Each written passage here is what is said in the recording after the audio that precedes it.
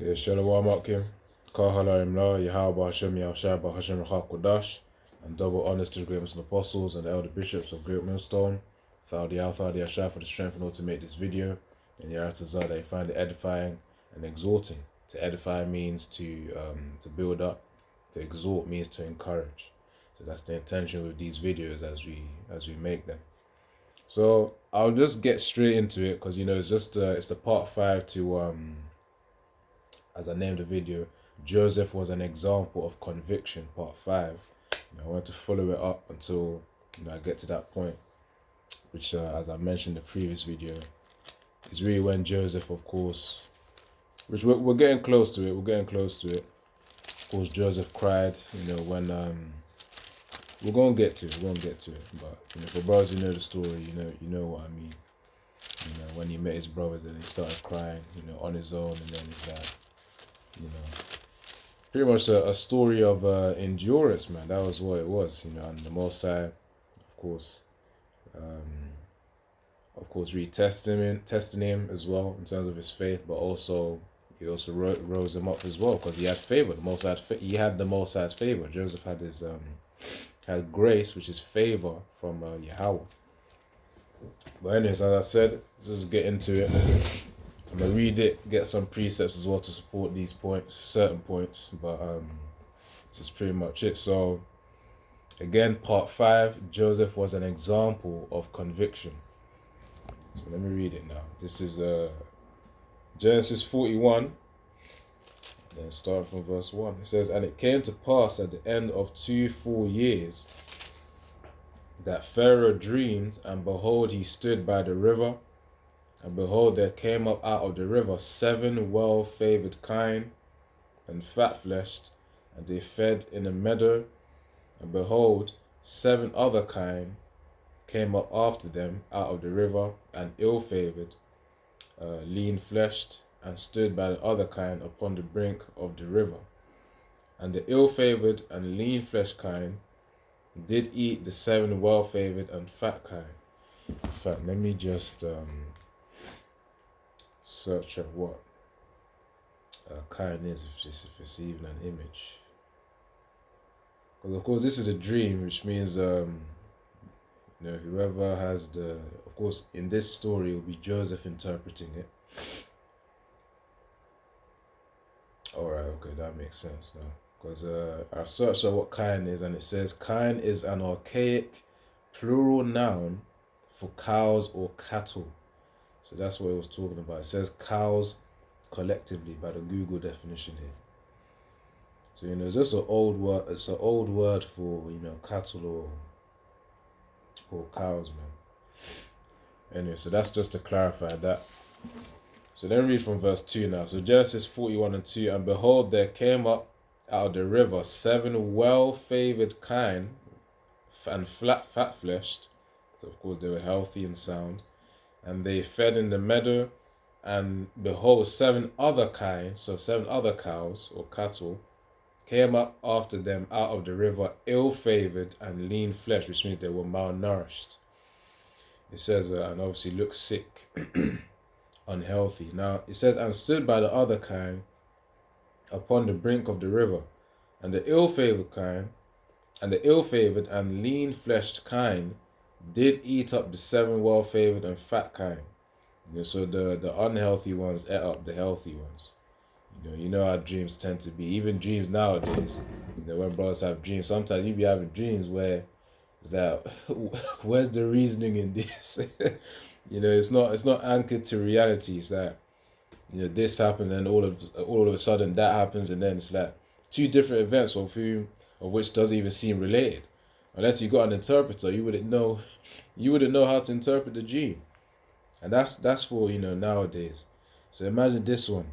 This probably would have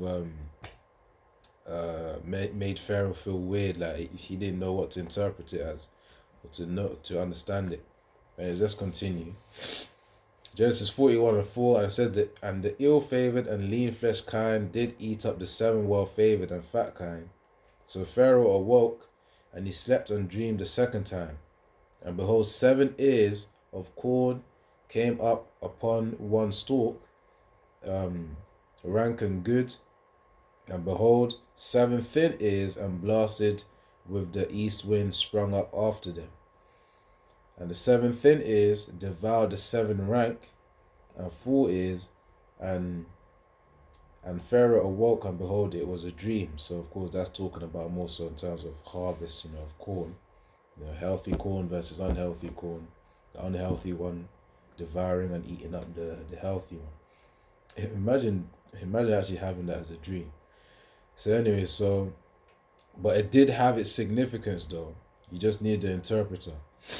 And we're going to get to it. So verse 7, it says, actually verse 8, Genesis 41 and verse 8, and it came to pass in the morning that his spirit was troubled, you see, and he sent and called for all the magicians of Egypt and all the wise men thereof, and Pharaoh told them his dream.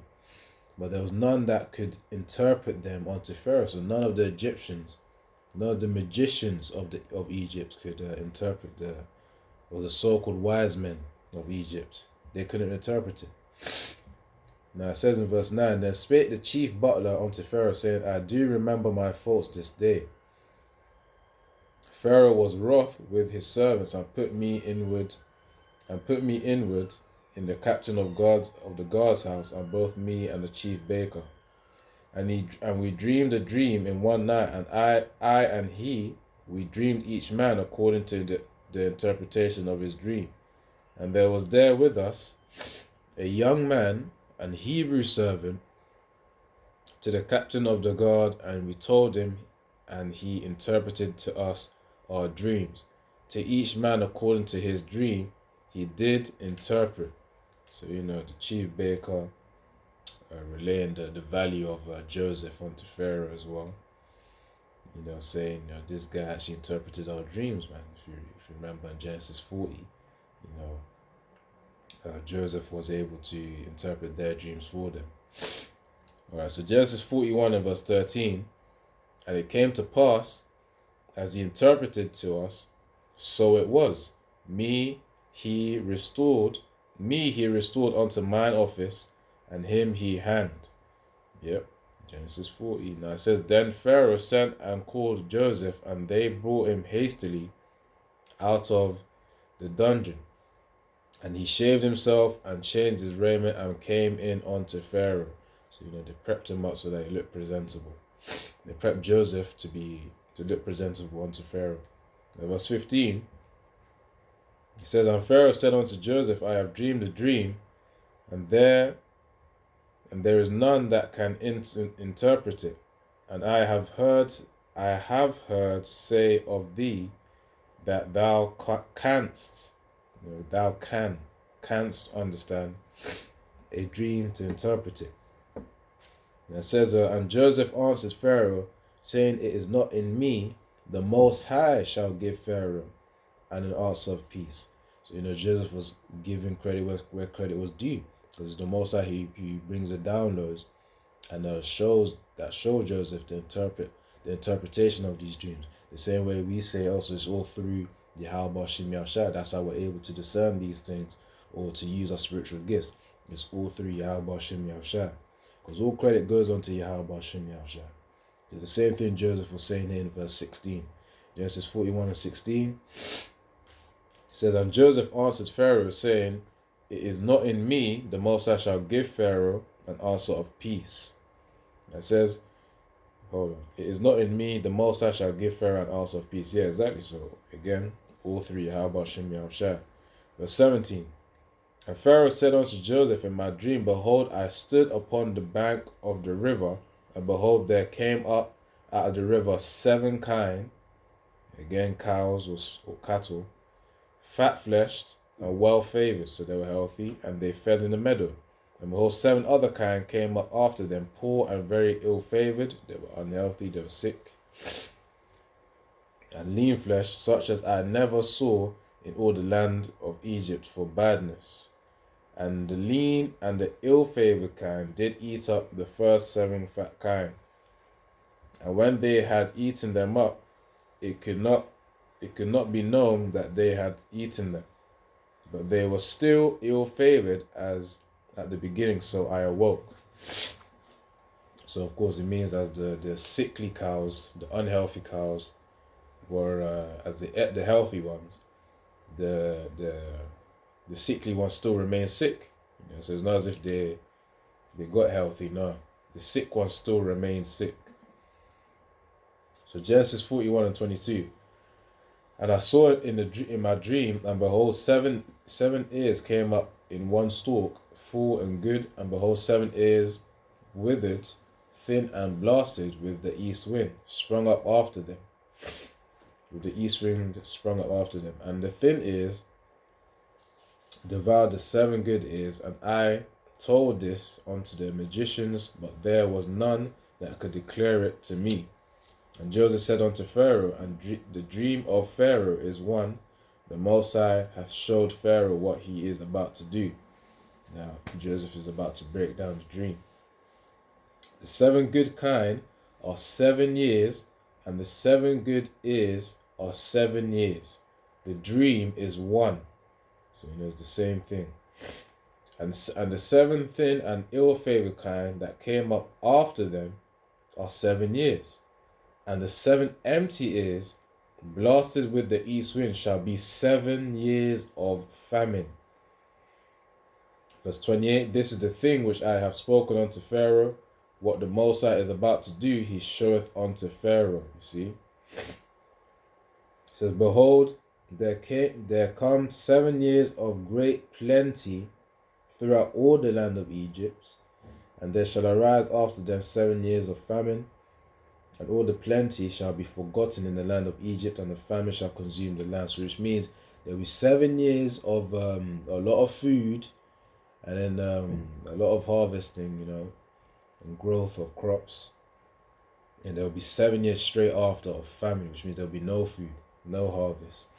The land going to be dry in terms of no food. Now it says in verse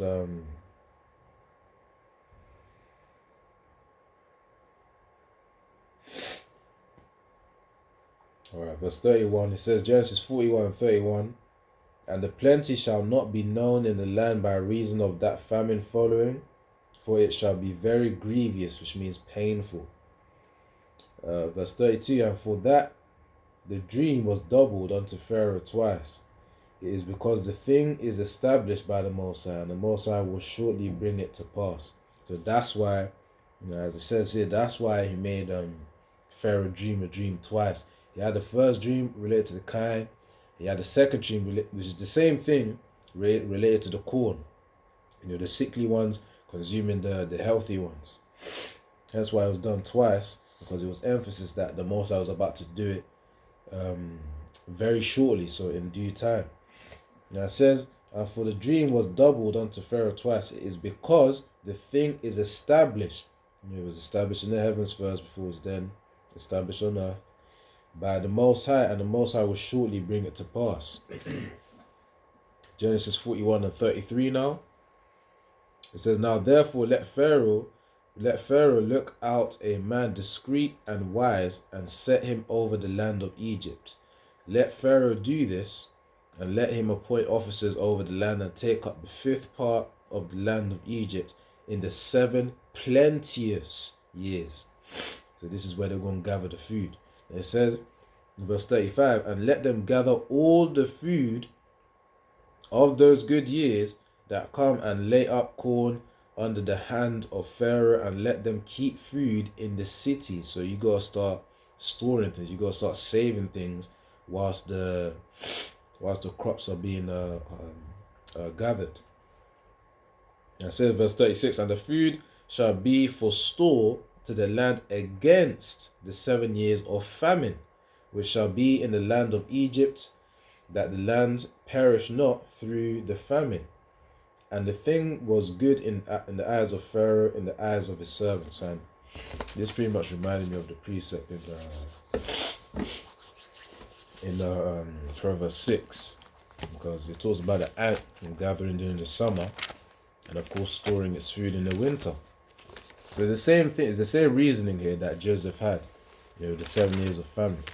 Because even in the scriptures, there's actually lessons that can be learned in the world as well. This is that a lesson of to start saving and investing. The resources. Once resources are coming in, you save and you invest it. And of course, when dry seasons may be up, then that's when you start to use the resources that you saved up. As I say, save it for a rainy day. So it's just like some basic reasoning there in terms of dealing with things of the world too. Because the lessons that we learn in the scriptures are not just for the sake of always preaching and teaching. It's also to apply in our own lives as well. Everyday life. As brothers out there work and whatnot. It's things to learn. So, anyways, let me get this out. Just hold on, just getting the page over here. Just getting the page. Alright, Proverbs 6 and verse. Alright, so from 6. So, Proverbs chapter 6 and verse 6 to about verse 8. Proverbs 6 and 6, it says, "Go to the ant, thou sluggard, consider her ways and be wise, which having no guide, overseer, or ruler, provideth her meat in the summer, and gathereth her food in the harvest." You see, so that's the same thing Joseph was suggesting in Genesis 41, about verse 33 to about verse 36. Yeah, because he said, all right, we're going to have to set up men in order to gather foods in the cities, and then during the plenteous years, and then obviously after that, in the 7 years of famine, that's when you then start to distribute it. And Pharaoh said this is a good idea. So again, there's the same way the ant was reasoning here. Let me read it again, Proverbs 6 and verse 6. "Go to the ant, thou sluggard, consider her ways and be wise." So this is something that we can learn from too. It says, which even just observing the animals, the way they do things, you could attain some wisdom to it too. Which is why the scriptures talk about the ant. It says, which having no guide, overseer, or ruler.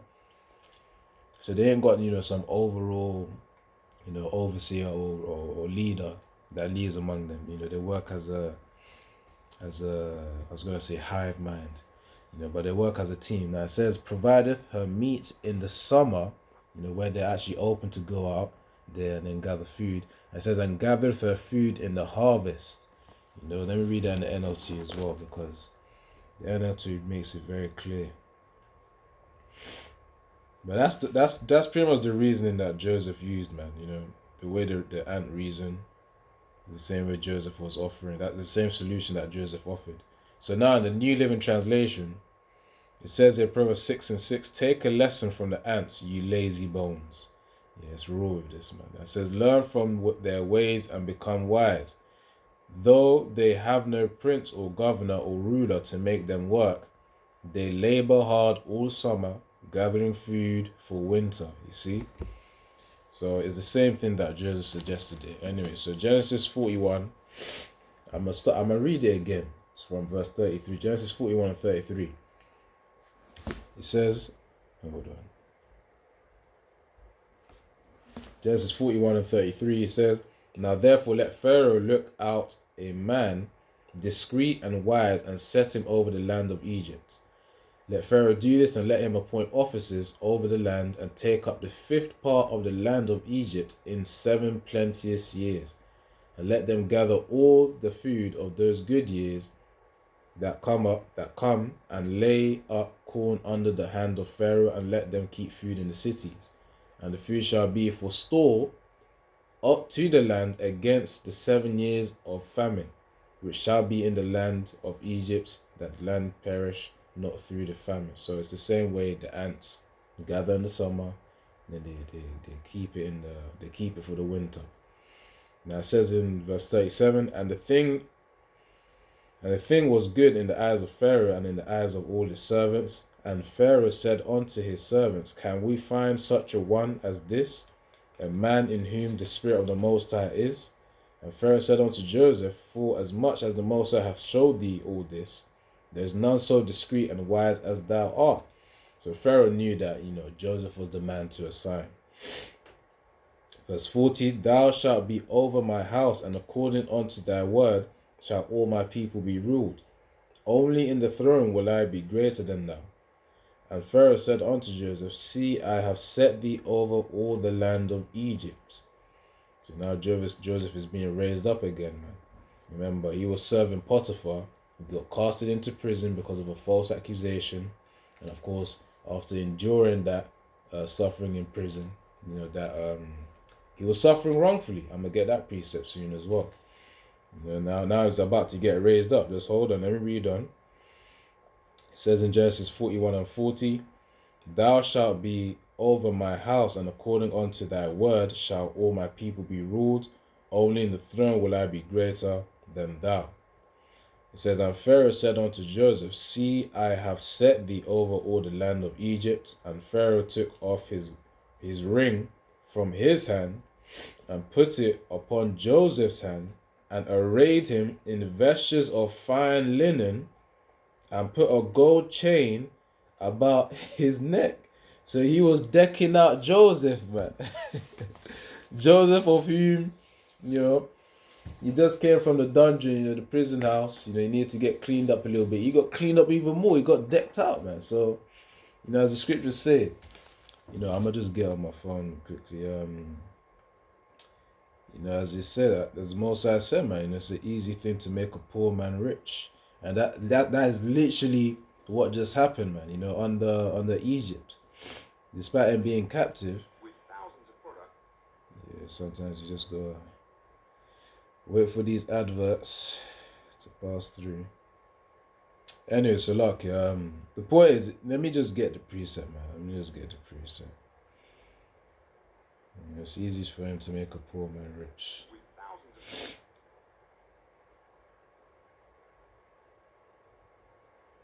of Alright, let's do this. So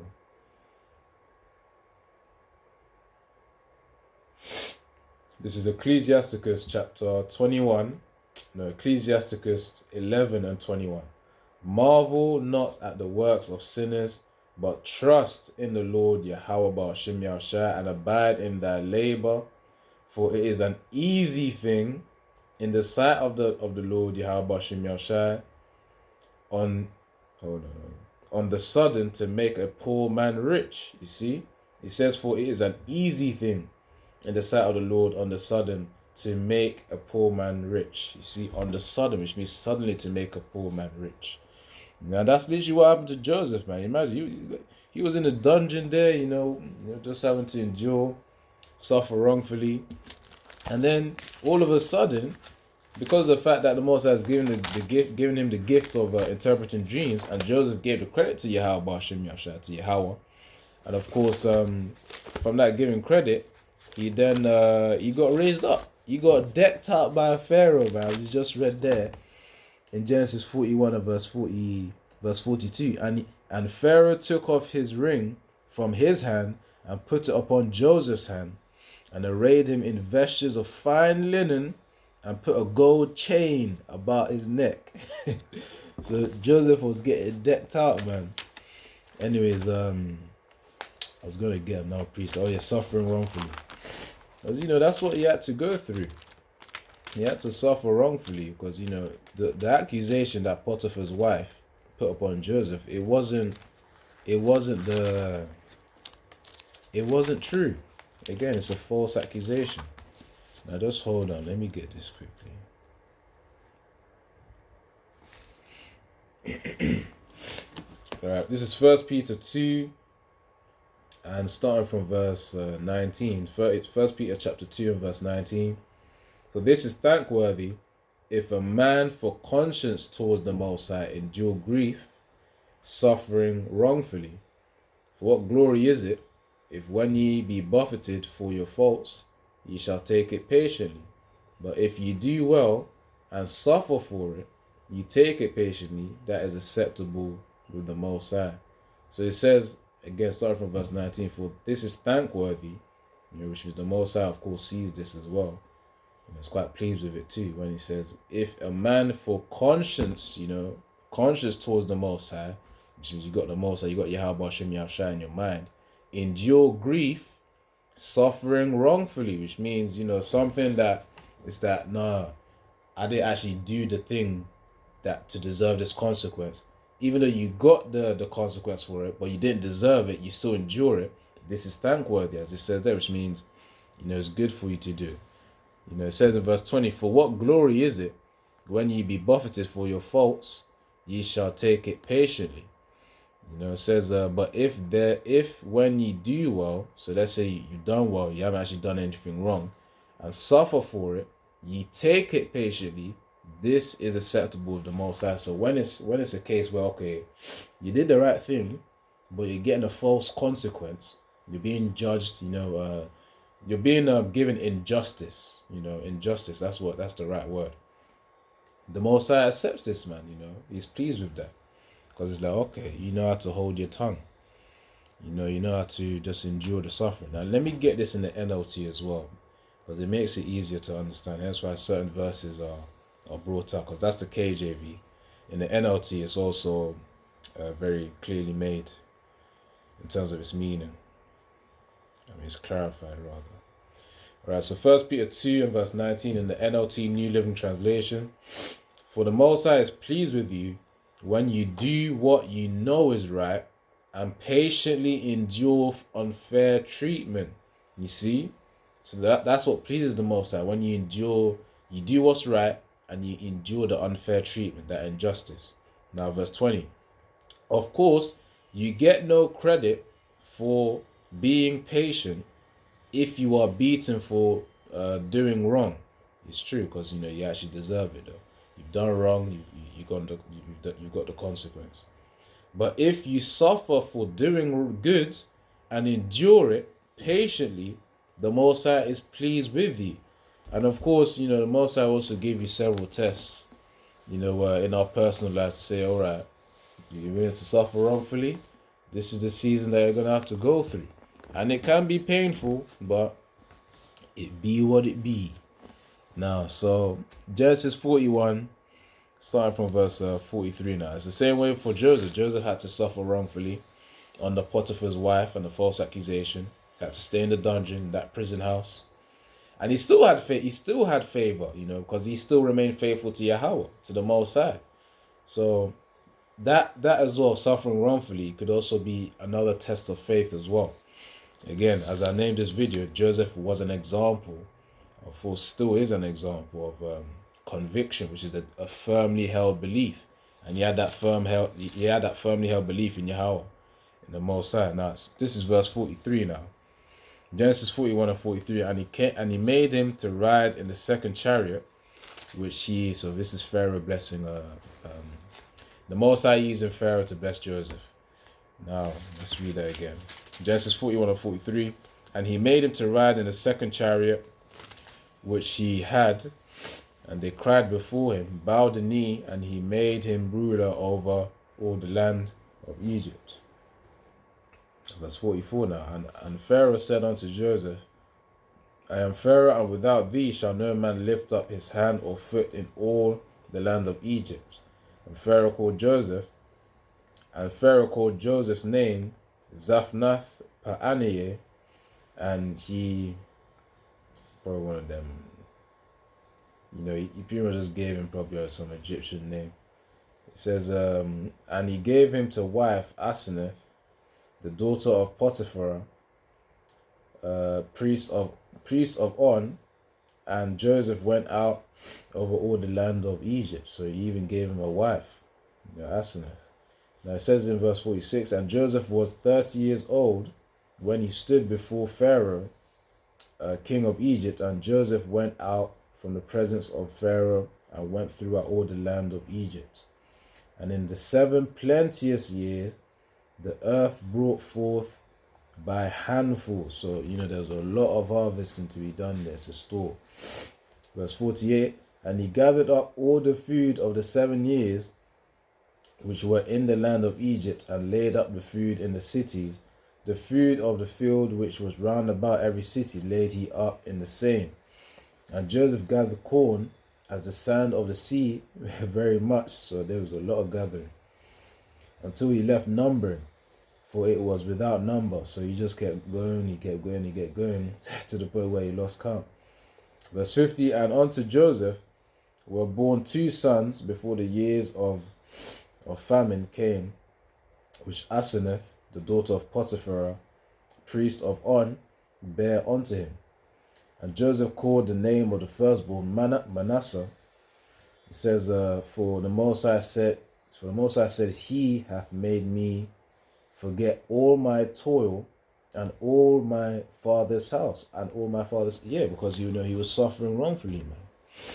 He was suffering wrongfully, not just from Potiphar's wife, but prior to that, he suffered wrongfully. It really began with his brothers selling him out to the Ishmaelites, man, aka Midianites. Well, Midianites, of whom are a section of Ishmaelites, really. So let me just get this precept as well. But and then of course the Most High was seeing everything, man. I was seeing everything Joseph had to go through, how he just suffered it. He had to just go through it, hold his tongue. Alright, and he held his tongue for quite a while, man. Joseph held his tongue for quite a while. Because remember, during this is 7 years of famine and it's 7 years of harvest, plenty of sweets, and 7 years of famine. So again, he said he was 30 years old. So imagine it would have been like 40. Hold on, I'm trying to calculate it. 7, which is basically 14 years. 14 years plus 40 is essentially 44. So by the end of that period, he would have been 44 years old. Imagine you went through that. You know what your brothers did. You know what Potiphar's wives did. You know what you had to endure through in the dungeon. But yet again, he still held that belief. Now hold on, let me just get this precept, because the Most High ain't unrighteous to forget our works, man. Now let me get this. That's what I just quoted roughly. This is what I'm about to read. So just hold on. Alright, so this is Hebrews 6 and verse. Let's hold on.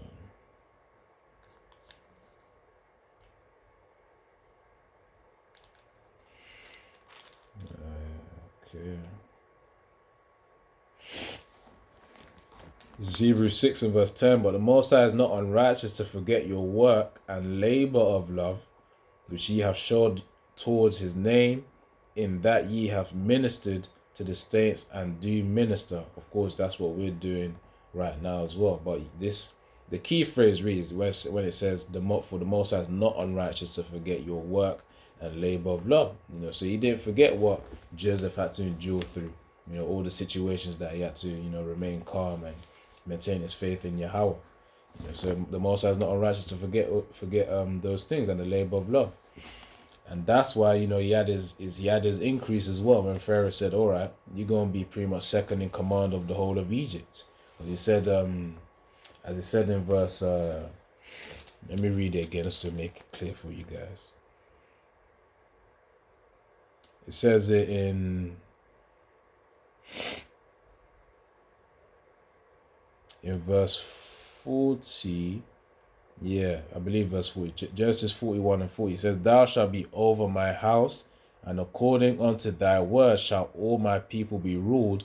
Only in the throne will I be greater than thou. Which means, Joseph was second in command of the whole of Egypt. That's a high status right there. That's a high position, I should say. All right, let's keep going.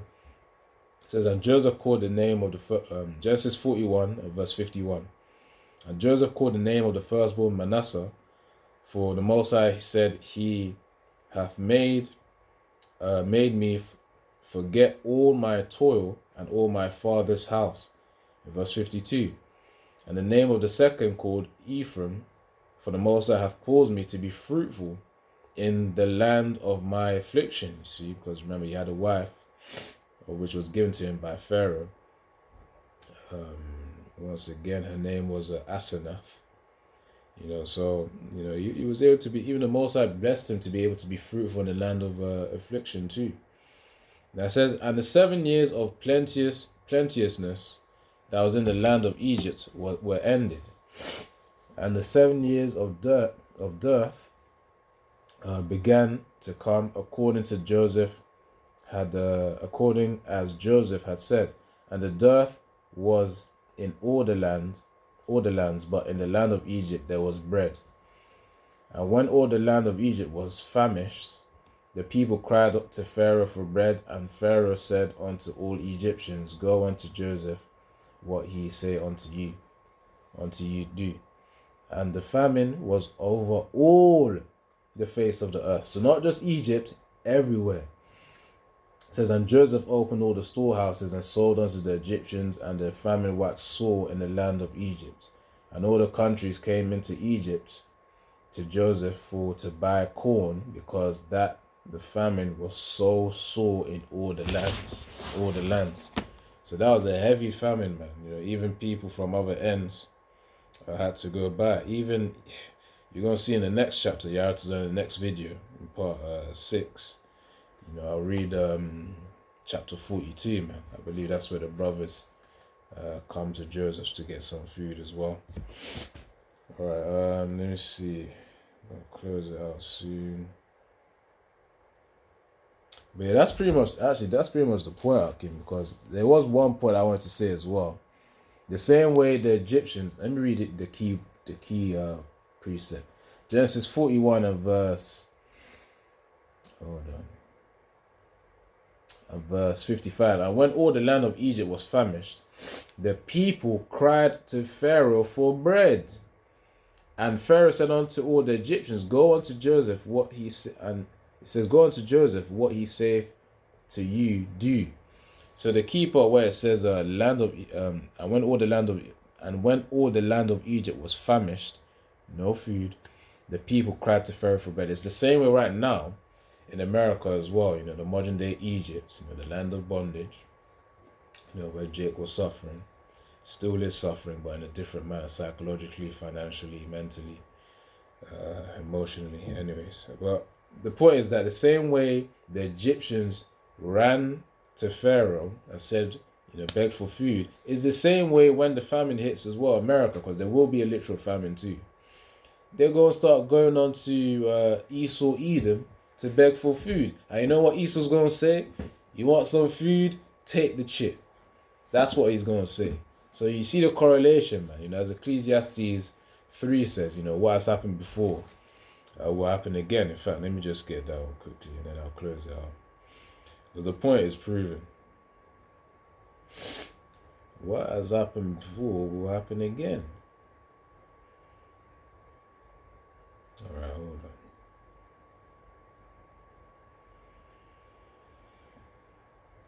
on. Let's see.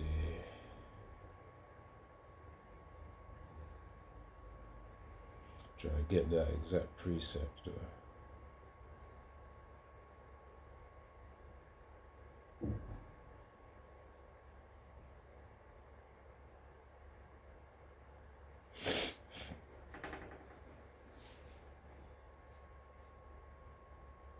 Yeah, so okay, I can just give me a moment.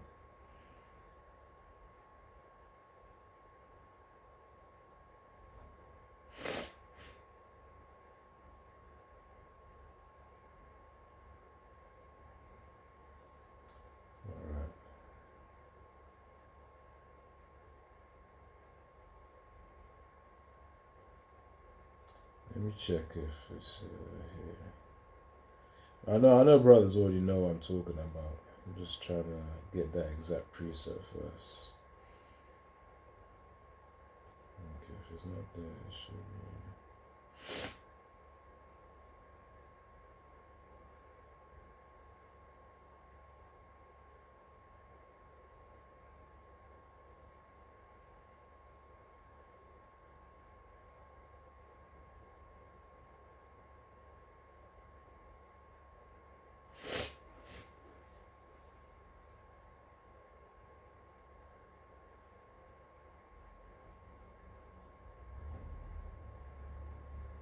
I thought it should have been here.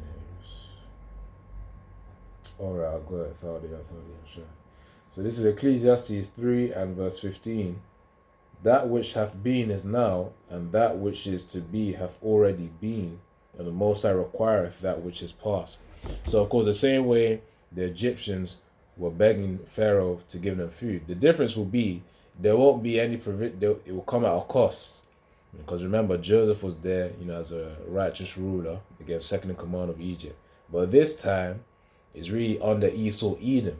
So it's going to be, the cost will be under wickedness, man. You got to take the MOTB in order to be able to eat. But that's for those who don't have faith in Yahweh Shem Yahushua. For those of us that do, we know we're going to be fed. As it says in Isaiah 65 verse 13, my servants shall eat, and ye shall be hungry. We shall drink, and ye shall be thirsty. So we know we're going to be good. But those of the world, finito, they're finished, because they're going to run after the Esau Edom for help, which they're going to, again, it's going to come at a major cost, man. Anyways, a noisome and grievous saw in Revelation 16 of verse 2.